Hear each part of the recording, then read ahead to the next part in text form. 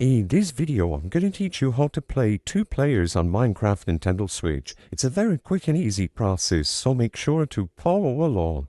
In this video, I'm going to comment about how you can easily set up split screen play on Minecraft Nintendo Switch, and all that you have to do is make sure that you have an additional controller connected to your Switch. So to check this, go back to the home screen of your Nintendo Switch, and you will be able to go into the controller's settings by using either the full settings menu or by tapping this little icon on the home screen. So when you go over to controllers, you should be able to see every single controller currently connected to your Switch. If you don't have an additional controller, you can also take apart the Joy-Cons and use the left Joy-Con as Player 1's controller and the second Joy-Con as Player 2's controller. Regardless of which configuration you pick, you just need to make sure that you have one controller assigned to one of the players and the secondary one to the other.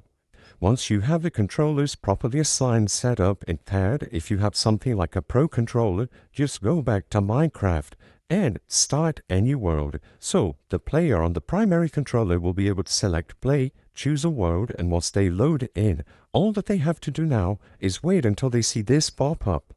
This allows the secondary player to press the respective button on their controller and they are going to load into the world immediately. They might have to connect a Nintendo Switch account, but this is a very simple process, and as long as you have the user set up and the secondary controller attached, they are going to be able to use split screen or other way. So you can do this on any world as long as the secondary controller was detected and you press the pop-up button that appears when you are inside of the world itself. If you are having trouble getting this to work, double check to see if you have the secondary controller connected when you go over to the controller settings, and by joining a world, you should be able to see this pop up.